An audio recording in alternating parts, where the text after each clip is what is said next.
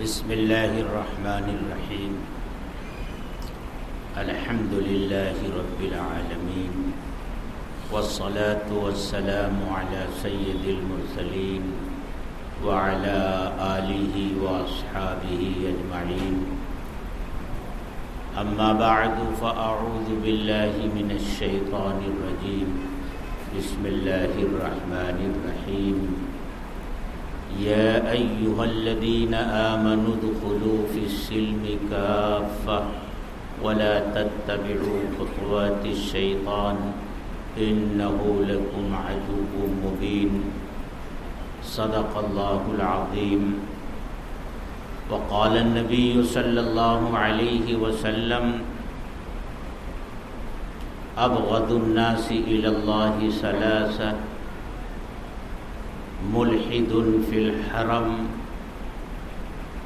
ومبتغ فی الاسلام سنت الجاہلیہ ومطلب دم امرئ بغیر حق لیریق دمہ او کما قال علیہ الصلاۃ والسلام۔ محترم بزرگوں اور دوستوں، اللہ کے رسول صلی اللہ علیہ وسلم ہجرت کر کے جب مدینہ منورہ تشریف لائے تو اس وقت مدینہ منورہ میں دو طرح کے لوگ رہتے تھے۔ ایک قسم لوگوں کی وہ تھی جو بتوں کو پوجتے تھے۔ یہ اوس و خزرج کے دو قبیلے تھے جو آگے چل کر انصار کے لقب سے ملقب ہوئے، اور دوسرے اہل کتاب تھے، حضرت موسیٰ علیہ السلام پر ایمان لانے کا دعویٰ کرنے والے لوگ تھے، یعنی یہودی تھے۔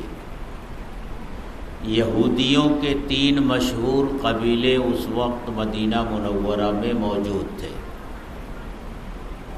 بنو قریظہ، بنو نذیر اور بنو قینقاع۔ یہ تینوں قبیلے جو یہودیوں کے تھے، یہ اس وقت تعلیم یافتہ سمجھے جاتے تھے۔ ان کے پاس تورات تھی، جس بھی شکل میں تھی، لیکن بہرحال تورات تھی، اور کچھ آسمانی صحیفے تھے، اگرچہ یہ سب کے سب محرف ہو چکے تھے، لیکن جتنی آسمانی کتابیں اور صحیفے اللہ نے اس دنیا میں نازل فرمائے، ہر آسمانی کتاب اور صحیفے میں اللہ تعالیٰ نے حضرت محمد الرسول اللہ صلی اللہ علیہ وسلم کے اس دنیا میں آنے کی بشارت سنائی ہے۔ یہود ان آسمانی کتابوں کو پڑھتے تھے، ان میں جو نبی آخر الزماں کے اوصاف بیان کیے گئے تھے ان کو جانتے تھے۔ ان کا یہ عقیدہ تھا کہ آخر میں اللہ تبارک و تعالی نبیوں کے سردار اور رسولوں کے امام کو بھیجیں گے، اور وہ یہ سمجھتے تھے کہ جس طرح اب تک ہمارے ہی خاندانوں میں نبی آتے رہے ہیں، یہ آخری نبی بھی ہمارے ہی خاندان میں آئے گا۔ اس لیے وہ اپنی مجلسوں میں بطور فخر اس کا تذکرہ بھی کرتے تھے، اور جب مشرکین سے ان کا سابقہ ہوتا تھا تو ان سے بھی یہ کہتے تھے کہ ان قریب ہمارے درمیان اللہ کا آخری نبی آئے گا، ہم اس کے ساتھ مل کر تم سے جنگ کریں گے، اور ان کی برکت سے اللہ تبارک و تعالی ہمیں تمہارے اوپر فتح نصیب فرمائیں گے۔ یہ تذکرہ وہ اپنی مجلسوں میں کرتے رہتے تھے۔ مدینے میں جو دو قبیلے تھے، اوس اور خزرج، ان کے کانوں میں بھی یہ بات پڑتی رہتی تھی۔ پھر جب حج کے موقع پر اوس و خزرج کے لوگ مکہ مکرمہ آئے اور اللہ کے رسول صلی اللہ علیہ وسلم نے ان سے ملاقات فرمائی اور ان کے سامنے اسلام کی دعوت پیش کی، تو یہ سمجھ گئے کہ ہو نہ ہو یہ وہی آخری نبی ہیں جن کے بارے میں مدینے کے یہود ہم سے کہتے رہے ہیں۔ ہمیں یہ چاہیے کہ ہم ان کے اوپر ان یہودیوں سے پہلے ایمان لے آئیں تاکہ حق قبول کرنے کے راستے میں ہم ان سے آگے بڑھنے والے بن جائیں۔ اس طرح متعدد مواقع پر انصار مدینہ کے یہ وفود مکہ پہنچتے رہے اور اللہ کے رسول صلی اللہ علیہ وسلم کے اوپر ایمان لاتے رہے، اور اللہ کے رسول صلی اللہ علیہ وسلم نے ایمان کی دعوت اور اسلام کی تبلیغ کے لیے اپنے سفیر بھی مدینہ منورہ بھیج دیے۔ اس طرح آپ کے ہجرت کر کے مدینہ پہنچنے سے پہلے اوس و خزرج کے دونوں قبیلے تقریباً دائرے ایمان میں داخل ہو چکے تھے، اور پھر اللہ کے رسول صلی اللہ علیہ وسلم اللہ کے حکم سے ہجرت کر کے مکہ سے مدینہ منورہ تشریف لائے۔ اس وقت یہودیوں میں ان کے بڑے بڑے عالم بھی موجود تھے جو تورات پڑھے ہوئے تھے، آسمانی کتابیں جانتے تھے، پڑھتے تھے، اور آسمانی صحیفے ان کی نظروں میں تھے۔ انہیں اس بشارت کا علم تھا جو اللہ نے ان آسمانی کتابوں میں اور صحیفوں میں حضرت محمد الرسول اللہ صلی اللہ علیہ وسلم کی آمد سے متعلق بیان فرمائی تھی۔ ان کی نشانیاں موجود تھیں، ان کی نبوت کی علامتیں موجود تھیں، وہ جانتے تھے اور پہچانتے تھے۔ حتیٰ کہ قرآن نے یہ کہا کہ یہ یہود، خاص طور سے یہودی علماء، حضرت محمد صلی اللہ علیہ وسلم کو اللہ کا آخری نبی ہونے کی حیثیت سے اس طرح جانتے اور پہچانتے ہیں جس طرح یہ اپنے بیٹوں کو پہچانتے ہیں، جس طرح اپنے بیٹے کے اپنا بیٹا ہونے کے بارے میں انہیں کوئی شک نہیں، کوئی شبہ نہیں، ٹھیک اسی طرح یہ حضرت محمد صلی اللہ علیہ وسلم کو اللہ کا آخری نبی جانتے ہیں، پہچانتے ہیں۔ لیکن نتیجہ یہ ہوا کہ ان یہودی علماء میں سے جن کے مقدر میں اللہ نے ہدایت لکھی تھی وہ ایمان لائے، اور جن کے مقدر میں ہدایت نہیں تھی وہ سب کچھ جانتے ہوئے بھی، پہچانتے ہوئے بھی ایمان نہیں لائے، انہیں ایمان کی توفیق نصیب نہیں ہوئی۔ اس کے بہت سارے واقعات ہیں۔ انہی علماء میں سے، علماء یہود میں سے ایک بڑے عالم حضرت عبداللہ ابن سلام رضی اللہ تعالی عنہ بھی ہے جو آپ کے اوپر ایمان لائے۔ لیکن ان کے ایمان لانے کا واقعہ کیا ہوا وہ خود فرماتے ہیں کہ جب مجھے یہ پتہ چلا کہ اللہ کے رسول صلی اللہ علیہ وسلم مدینہ منورہ تشریف لے آئے اور یہ شور بلند ہوا اور اس شور کی آواز میرے کانوں میں پہنچی، تو اس وقت میں کھجور کے ایک درخت پر چڑھا ہوا تھا اور کھجوریں توڑ رہا تھا۔ یہ سن کر مجھے اتنی خوشی ہوئی کہ بجائے اس درخت سے اترنے کے میں نے وہیں سے چھلانگ لگائی اور زمین پر کود گیا۔ میری پھوپھی وہاں موجود تھی، انہوں نے کہا بیٹا یہ خبر سن کر تم کو اتنی خوشی ہوئی ہے، ایسا محسوس ہوتا ہے جیسے حضرت موسیٰ علیہ السلام تشریف لے آئے۔ تو حضرت عبداللہ ابن سلام رضی اللہ تعالی عنہ نے عرض کیا کہ پھوپھی جان، یہ اسی جماعت سے تعلق رکھتے ہیں جس جماعت سے حضرت موسیٰ علیہ السلام کا تعلق تھا، یعنی جس طرح وہ اللہ کے نبی اور رسول تھے، یہ آنے والے بھی اللہ کے نبی اور اس کے رسول ہیں۔ یہ کہہ کر کے وہ فرماتے ہیں کہ میں اللہ کے رسول صلی اللہ علیہ وسلم کی خدمت میں حاضر ہوا۔ واقعہ بڑا تفصیلی ہے، لیکن ان کے ایمان لانے کا جو تعلق ہے اور جو واقعہ ہے وہ میں گزارش کرنا چاہتا ہوں۔ یہ مجلس میں شریک ہوئے اور اللہ کے رسول صلی اللہ علیہ وسلم کے سامنے انہوں نے 3 سوال رکھے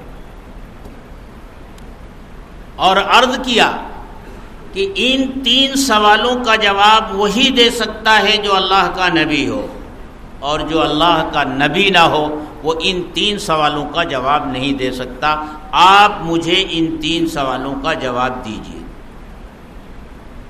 پہلا سوال یہ کہ قیامت کے بالکل قریب جو سب سے بڑی نشانی قیامت کی ظاہر ہوگی وہ کیا ہوگی؟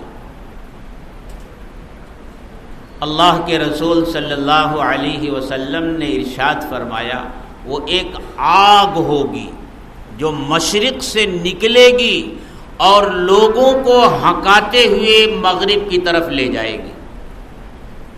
انہوں نے کہا آپ نے بالکل درست فرمایا۔ پھر دوسرا سوال انہوں نے کیا، یہ بتائیے کہ جنت میں جب جنتی جائیں گے تو جنتیوں کو سب سے پہلے جو کھانا دیا جائے گا وہ کیا ہوگا؟ اللہ کے رسول صلی اللہ علیہ وسلم نے ارشاد فرمایا کہ جنتیوں کو جنت میں جو سب سے پہلا کھانا دیا جائے گا وہ مچھلی کا جگر گوشہ ہوگا۔ عرض کیا آپ نے درست فرمایا۔ تیسرا سوال کیا، اچھا مجھے یہ بتائیے کہ بچہ جب پیدا ہوتا ہے تو وہ کبھی اپنے باپ کے اوپر جاتا ہے، کبھی اپنی ماں کے اوپر جاتا ہے، تو وہ اپنے باپ کے اوپر کب جاتا ہے اور ماں کے اوپر کب جاتا ہے؟ یعنی بچے کی شکل و صورت باپ جیسی کب ہوتی ہے اور ماں جیسی کب ہوتی ہے؟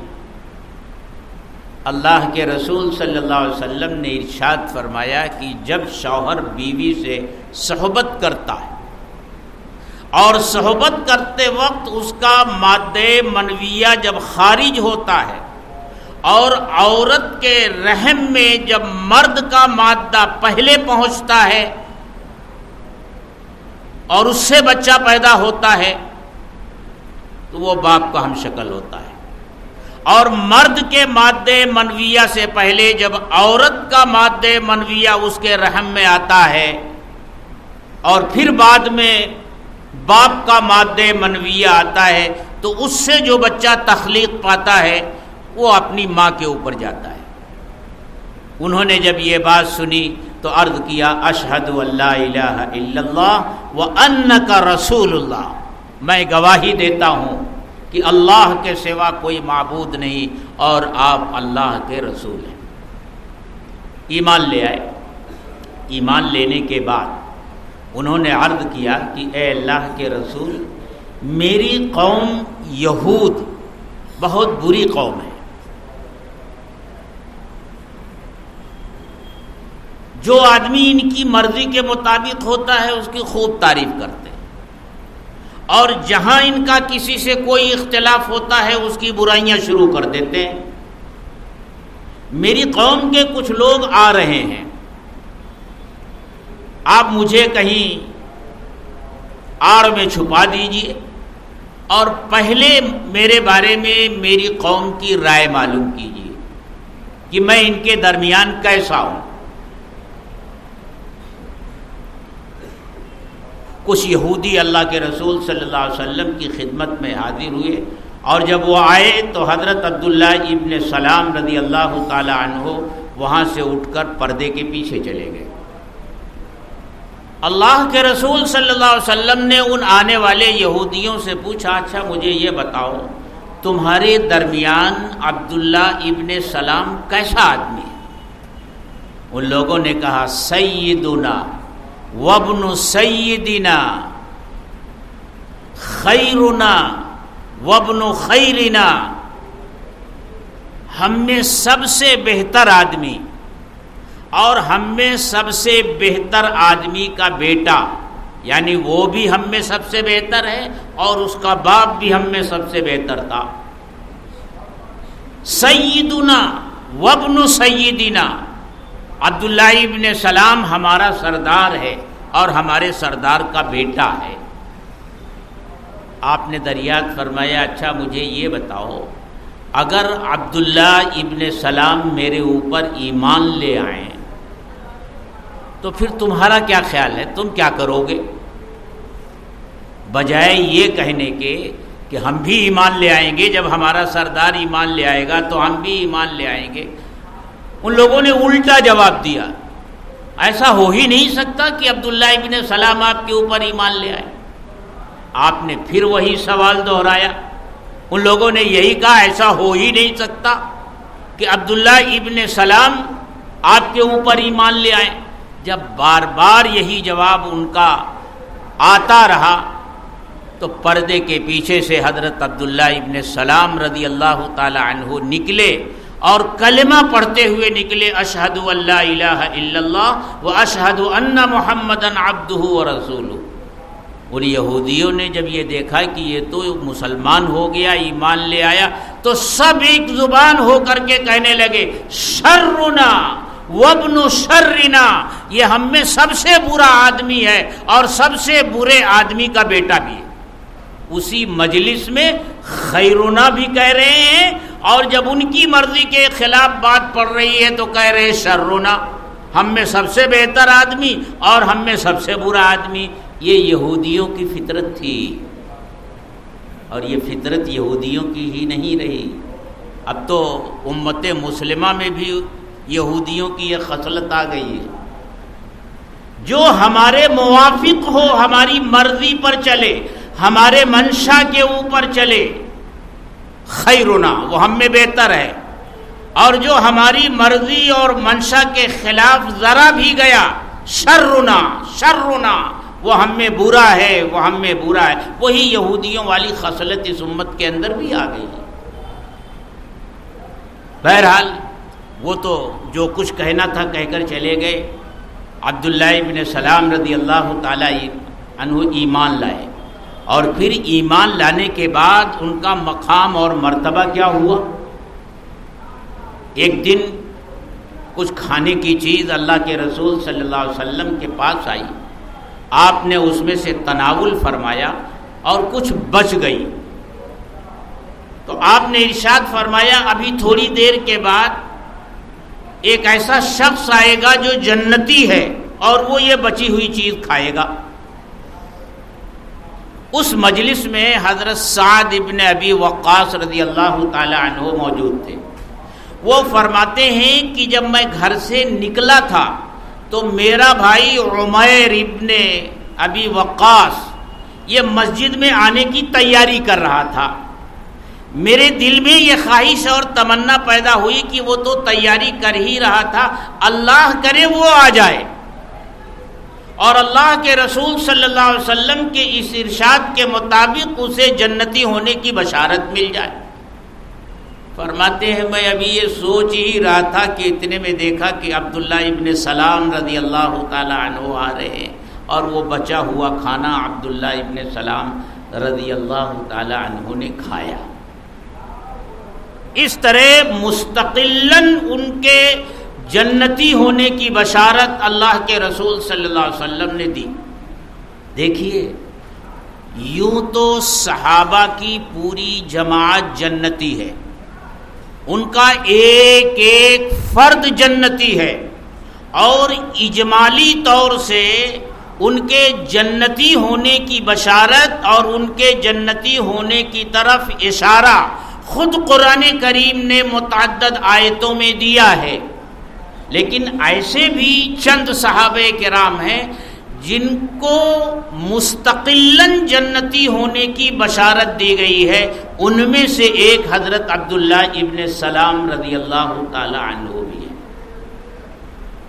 آپ کو معلوم ہوا کہ پہلے یہ یہودی عالم تھے اور بہت بڑے عالم تھے، اور یہودیوں کے یہاں دو چیزوں کا خاص طور سے حکم تھا۔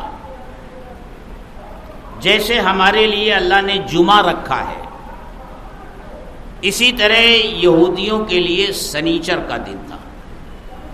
اور سنیچر کے دن کی تعظیم کرنا ان کے لیے واجب تھا ان کی شریعت میں۔ اس دن کوئی بھی کام کرنا ان کے لیے جائز نہیں تھا۔ پورا دن، سنیچر کا پورا دن وہ اللہ کی عبادت میں گزارتے تھے۔ یہ ان کے ہاں احترام تھا سنیچر کے دن کا۔ ہمارے اس زمانے کے بعد بزرگوں نے اپنی کتابوں میں لکھا ہے کہ یہودیوں میں وہ لوگ جو مذہبی کہلاتے ہیں، وہ آج بھی سنیچر کے دن کا بڑا احترام کرتے ہیں۔ انہوں نے خود اپنا واقعہ لکھا ہے کہ لندن میں ان کا جانا ہوا، اور جس جگہ ان کا قیام تھا آس پاس کی پوری آبادی یہودیوں کی تھی۔ اور یہودی جو ہوتے ہیں نا، مذہبی یہودی، وہ بڑی لمبی لمبی داڑھیاں رکھتے ہیں۔ وہ داڑھیاں کٹاتے بھی نہیں، چاہے جہاں تک چلی جائے۔ اسی لیے اللہ کے رسول صلی اللہ علیہ وسلم نے جب داڑھی رکھنے کا حکم دیا تھا تو یہ ہدایت فرمائی تھی، خالف الیہود والمجوس، یہودیوں کی بھی مخالفت کرو اور مجوسیوں کی بھی مخالفت کرو۔ یہودیوں کی مخالفت کیا کہ وہ داڑھی بڑھاتے تھے تو بڑھاتے چلے جاتے تھے ناف تک، ناف کے نیچے تک، تو ان کی مخالفت کرو، یعنی اتنی لمبی مت رکھو کہ تماشا بن جائے۔ اور مجوسی جو ہوتے تھے وہ چھوٹی چھوٹی داڑھیاں رکھتے تھے، چھوٹے چھوٹے بال جو چمڑے سے چپکے ہوئے، جیسے آج بھی ہمارے کچھ لوگ ہیں جو اس طرح کے نشانات اپنے چہرے پر ڈال لیتے ہیں، اور ان کا خیال یہ ہوتا ہے، اس زوم میں مبتلا رہتے ہیں کہ ہم نے داڑھی رکھ لی ہے۔ وہ مجوسیوں کا طریقہ تھا۔ اللہ کے رسول نے فرمایا دونوں کی مخالفت کرو، داڑھی رکھو تو جو اسلام نے داڑھی بتائی ہے وہ رکھو، نہ مجوسیوں جیسی داڑھی رکھو اور نہ یہودیوں جیسی داڑھی رکھو۔ تو میں یہ عرض کر رہا تھا، میں اس مسئلے پر آگے نہیں جانا چاہتا، کہ وہ فرماتے ہیں کہ جہاں ہمارا قیام ہوتا ہے، جب ہم وہاں لندن میں جاتے ہیں، آج بھی ہمارے وہ بزرگ حیات ہیں، جب ہم لندن میں جاتے ہیں تو ایسے ایریے میں ہمارا قیام ہوتا ہے جہاں ہر طرف یہودیوں کی آبادی زیادہ ہے، اور وہ یہودی جب اپنے گھروں سے نکلتے ہیں اور ان کی لمبی داڑھیاں ان کو دیکھ کر کے جو ان کو نہ جانتا ہو وہ یہ سمجھے گا کہ یہ کسی دارالعلوم کا شیخ الحدیث ہے جو چلا رہا ہے، ایسی ایسی داڑھیاں ان کی ہوتی۔ فرماتے ہیں آج بھی ان کے ہاں سنیچر کے دن کا یہ احترام ہے کہ وہ سنیچر کے دن کوئی کام نہیں کرتے، حتیٰ کہ سنیچر کی رات جب شروع ہوتی ہے تو وہ پنکھے کی سوئچ بھی نہیں آن کرتے، رات شروع ہونے سے پہلے ہی سوئچ آن کر دیتے، تاکہ رات میں ان کو سوئچ آن نہ کرنا پڑے۔ وہ اتنا احترام کرتے ہیں آج بھی سنیچر کے دن کا۔ اور ہم مسلمانوں کا کیا حال ہے؟ اللہ نے ہر امت کے لیے ہفتے میں ایک دن رکھا تھا۔ اللہ کے رسول فرماتے ہیں یہودیوں نے سنیچر لے لیا، نصارہ نے اتوار لے لیا، جمعہ لینے کی کسی کو یہ سعادت اس کے حصے میں نہیں آئی۔ اللہ نے یہ سعادت تو اس امت کے حصے میں رکھی تھی کہ جمعہ اس امت کے حق میں آیا، لیکن آج کیا حال ہے ہمارا؟ اللہ کے رسول نے فرمایا کہ زوال سے پہلے پہلے جمعہ کی نماز کے لیے آ جاؤ، یعنی جمعہ کا وقت شروع ہونے سے پہلے مسجد میں آؤ جمعہ کی نماز پڑھنے کے لیے، اس لیے کہ جب جمعہ کا وقت شروع ہوتا ہے تو فرشتے مسجد کے دروازوں پر رجسٹر لے کر بیٹھ جاتے ہیں اور پھر ہر آنے والے کا نام لکھتے ہیں، جو پہلے آتا ہے پہلے لکھتے ہیں، جو بعد میں آتا ہے بعد میں لکھتے ہیں، یہاں تک کہ جب خطیب خطبہ دینے کے لیے منبر کی طرف جانے کے لیے کھڑا ہو جاتا ہے تو فرشتے بھی اپنا رجسٹر بند کر کے اور خطبہ سننے کے لیے ہماگوش ہو جاتے ہیں۔ اس کے بعد آنے والوں کا نام جمعہ میں جو شریک ہونے والے ہیں ان کی فہرست میں نہیں آتا۔ سوچنا چاہیے ہمارے ان بھائیوں کا جو انتظار کرتے ہیں خطبے کے ختم ہونے کا اور دور نہیں ہوتے، یہی مسجد کے آس پاس موجود ہوتے ہیں۔ جب وہ یہ سمجھتے ہیں کہ دوسرا خطبہ شروع ہو چکا ہے، اب 2 رکعت پڑھنی ہے، تب وہ اپنی جگہ سے بھاگتے ہیں۔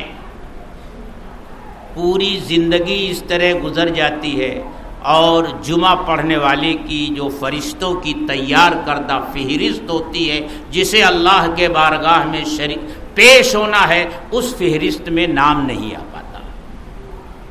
کتنی بڑی محرومی ہوتی ہے۔ اتنا مقدس اور مبارک دن اللہ نے ہمیں دیا ہے اور اس کی بے حرمتی ہمارے ہاں کس درجے کی۔ بہرحال ایک تو ان کے ہاں سنیچر کے دن کا ادب اور اس کا احترام تھا، دوسرے ان کے ہاں اونٹ کا گوشت حرام تھا، پہلے اللہ نے حرام نہیں کیا تھا۔ ایک مرتبہ حضرت یعقوب علیہ السلام بیمار پڑے اور ان کی بیماری طویل ہو گئی تو اونٹ کا گوشت ان کو بہت پسند تھا۔ انہوں نے منت یہ مانی کہ اگر اللہ مجھے اس بیماری سے صحت عطا فرما دے گا تو میں اونٹ کا گوشت نہیں کھاؤں گا۔ اللہ نے انہیں صحت عطا فرما دی۔ اس طرح منت کے ذریعے انہوں نے اونٹ کے گوشت کو اپنے اوپر حرام کر لیا، پھر اللہ نے بنی اسرائیل کے اوپر اونٹ کا گوشت کھانا حرام کر دیا، تو وہ اونٹ کا گوشت نہیں کھاتے تھے۔ حضرت عبداللہ ابن سلام رضی اللہ تعالی عنہ کی دل میں یہ خیال آیا کہ بھئی سنیچر کے دن کی تعظیم اور اس کا احترام حضرت موسیٰ علیہ السلام کی شریعت میں واجب ہے اور حضرت محمد صلی اللہ علیہ وسلم کی شریعت میں اس کو حرام اور ناجائز نہیں کہا گیا ہے۔ اونٹ کا گوشت وہاں حرام ہے اور شریعت محمدیہ میں حلال ہے، اور حلال کا درجہ یہ ہوتا ہے کھاؤ تو ٹھیک، نہ کھاؤ تو ٹھیک۔ تو اگر ہم ایسا کر لیں کہ سنیچر کے دن کا احترام کر لیں تو حضرت موسیٰ علیہ السلام کی شریعت پر بھی عمل ہو جائے گا اور شریعت محمدیہ کی بھی خلاف ورزی نہیں ہوگی، کیونکہ ادب اور احترام کرنے سے منع نہیں کیا گیا۔ اسی طرح اگر ہم یہ عقیدہ رکھیں کہ اونٹ کا گوشت تو حلال ہے لیکن حلال ہونے کے باوجود ہم اس کو نہ کھائیں تو اس طرح حضرت موسیٰ علیہ السلام کی شریعت پر بھی عمل ہو جائے گا اور ہماری شریعت کی بھی خلاف ورزی نہیں ہوگی۔ ان کے دل میں بڑے ہوئے عالم تھے، لیکن جب ان کے دل میں یہ خیال آیا، انہوں نے یہ سوچا، تو بعض روایتوں میں آتا ہے کہ اللہ کے رسول صلی اللہ علیہ وسلم کو اس کا علم ہوا، اور بعض روایتوں میں آتا ہے علم نہیں ہوا، لیکن ان کے دل میں جو یہ بات آئی تھی، ظاہر سی بات ہے دلوں کا بھید اللہ جانتا ہے۔ اس موقع پر اللہ تبارک و تعالیٰ نے یہ آیت کریمہ نازل فرمائی جو میں نے خطبے کے بعد آپ حضرات کے سامنے تلاوت کی ہے۔ یا ایھا الذین آمنوا ادخلوا فی السلم کافہ، اے ایمان والو اسلام میں پورے داخل ہو جاؤ۔ جب ایمان لے آئے ہو حضرت محمد صلی اللہ علیہ وسلم کے اوپر، تو اب ضروری ہے تمہارے لیے کہ تم ہر اس چیز کو اسی طرح مانو جو حضرت محمد صلی اللہ علیہ وسلم کی لائی ہوئی شریعت میں ہے۔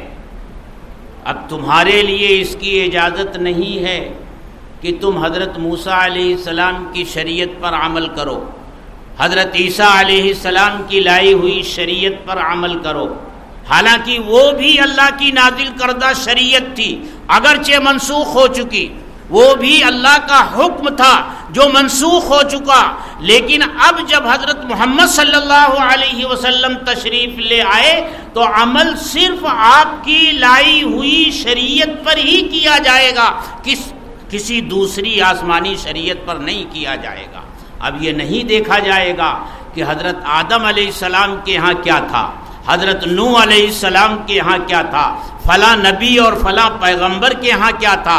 اب تو صرف یہ دیکھا جائے گا کہ حضرت محمد صلی اللہ علیہ وسلم کی شریعت میں کیا ہے اور کس چیز کا کیا درجہ ہے۔ اللہ کا یہ مطالبہ ہے کہ پوری شریعت پر عمل کرنے والے بنو، اور شریعت میں جو احکامات ہیں ان کا تعلق صرف عبادات سے نہیں ہے، صرف نماز، روزہ، حج، زکوٰۃ، قربانی سے نہیں ہے، ان کا تعلق معاملات سے بھی ہے، ان کا تعلق اخلاق سے بھی ہے، ان کا تعلق معاشرت سے بھی ہے، اور ان تینوں شعبوں کی اہمیت اس درجے میں بڑھ جاتی ہے کہ دنیا میں اسلام زیادہ تر انہی شعبوں پر جب تک ایمان والوں کا عمل رہا، معاملات، اخلاق، معاشرت، اسی کی بنیاد پر اسلام پوری دنیا میں پھیلا ہے۔ اسلام کی نشر و اشاعت میں عبادتوں کا زیادہ دخل نہیں ہے، کیونکہ عبادتیں جو ہوتی ہیں وہ ہمارے اپنوں کے درمیان ہوتی ہیں۔ نماز ہم اپنے لوگوں کے ساتھ مل کر پڑھتے ہیں، روزہ ہم اپنے لوگوں کے ساتھ رہ کر رکھتے ہیں، لیکن معاملات، لین دین، تجارت، خرید و فروخت، اس میں ہمارا تعلق اپنے بھائیوں کے ساتھ ساتھ دوسروں سے بھی ہوتا ہے، اور پھر معاملات کو برتنے کے سلسلے میں اسلام کی جو روشن ہدایات ہیں، جب ان پر ایمان والا عمل کرتا ہے، دوسرے اس کو دیکھتے ہیں تو وہ متاثر ہوتے ہیں۔ ہندوستان میں اسلام تجارت ہی کے راستے سے آیا ہے، تجارت کے راستے سے آیا ہے اسلام۔ پہلا قدم اسلام کا ہندوستان میں تجارت کے راستے سے پڑا ہے۔ محمد بن قاسم تو بہت بعد میں آئے، اور دوسرے جو حکمراں آئے وہ بہت بعد میں آئے۔ اسلام تو مدنی آقا حضرت محمد الرسول اللہ صلی اللہ علیہ وسلم کی زندگی ہی میں ہندوستان میں آ گیا تھا۔ کیرلا کے اندر چیرمن ایک جگہ ہے جہاں ایک مسجد ہے جو ہندوستان کی سرزمین پر بننے والی پہلی مسجد ہے،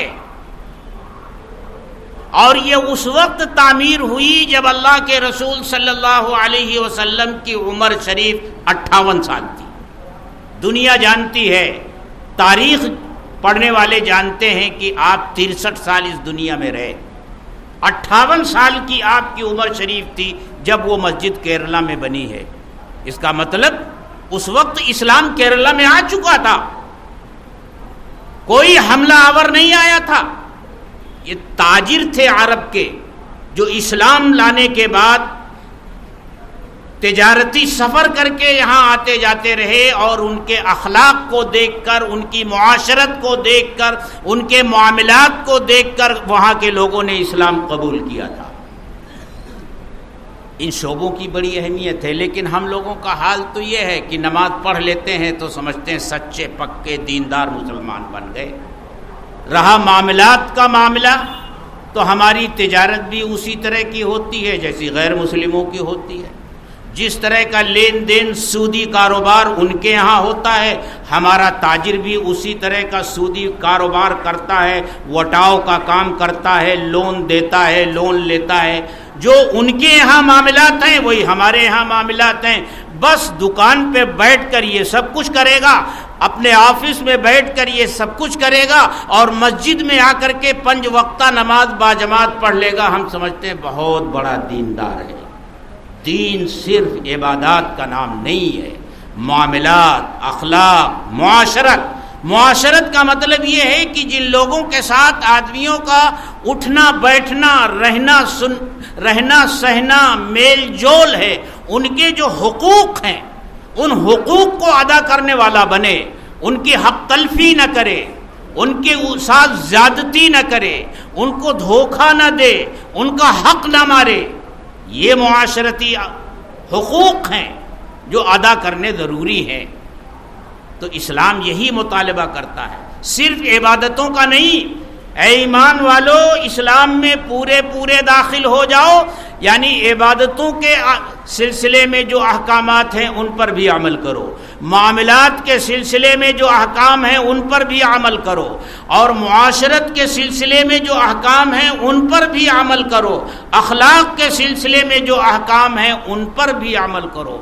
وہاں بھی فرائض ہیں، وہاں بھی واجبات ہیں، وہاں بھی سنتیں ہیں، وہاں بھی اللہ کے رسول صلی اللہ علیہ وسلم کا طریقہ ہے. اللہ کے رسول کا طریقہ صرف وضو میں نہیں ہے، صرف نماز میں نہیں ہے. اللہ کے رسول کا طریقہ تجارت میں بھی ہے، معاملات میں بھی ہے، اخلاق میں بھی ہے، معاشرت میں بھی ہے. پورے اسلام میں داخل ہونے کا مطالبہ کرتا ہے. اور جو لوگ آدھا تیتر آدھا بٹیر رہتے ہیں نا، کہ عبادتوں میں تو خوب دھیان ہے، باقی معاملات میں لاپرواہی ہے، قرآن کیا کہتا ہے ایسے لوگوں کے بارے میں؟ کہ ایسے لوگ شیطان کے نقش قدم پر چلنے والے ہیں، یہ شیطان کے پیروکار ہیں. قرآن کہتا ہے وَلَا تَتَّبِعُوا خُطُوَاتِ الشَّيْطَانِ، شیطان کے نقش قدم پر مت چلو. اِنَّهُ لَكُمْ عَدُوٌّ مُبِينٌ، وہ تو تمہارا کھلا ہوا دشمن.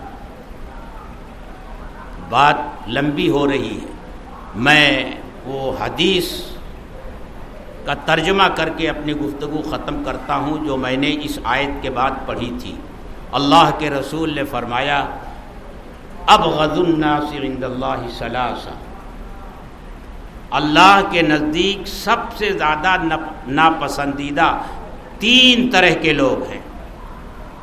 ملحد فی الحرم، جو رہتا تو حرم میں ہو لیکن اللہ کو نہ مانتا ہو، بد عقیدہ ہو، تو ایسا شخص اللہ کو بہت ناپسند. اس کے بعد دوسرا شخص جس کو بیان کیا اس پر غور کرنے کی ضرورت ہے. مبتغن فی الاسلام سنت الجاہلیہ، جو اسلام کے اندر رہتے ہوئے جاہلیت کے طور طریقوں کو تلاش کرتا ہو اور ان پر عمل کرتا ہو، یعنی رسوم اور بدعات پر چلنے والا.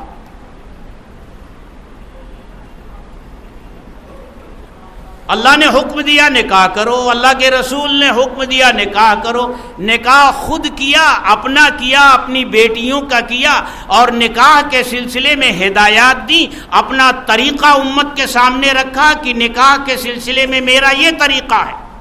لیکن اس طریقے کو چھوڑ کر ہماری خاندانی رسمیں، ہمارا رواج، یہ طور طریقے جو ہمارے خاندانی ہیں، یہی مبتغن فی الاسلام سنت الجاہلیہ کا مصداق ہے.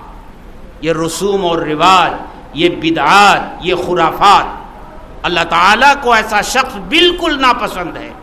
اور تیسری بات ارشاد فرمائی وَمُطَّلِبُ دَمُ امْرِئٍ بِغَيْرِ حَقٍّ، کسی مسلمان کے ناحق خون کے درپے ہو جانے والا، کہ بس اس کو ختم کرنا ہے، کسی بھی طریقے سے ختم کرنا ہے، حالانکہ اس کا کوئی جواز نہیں، تو اللہ تعالیٰ کو یہ 3 طرح کے لوگ بہت ناپسند ہیں۔ اللہ تعالیٰ ہم سب کی حفاظت فرمائے۔ وآخر دعوانا ان الحمدللہ سید ولد آدم خیر الانام، اس پہ لاکھوں درود، اس پہ لاکھوں سلام۔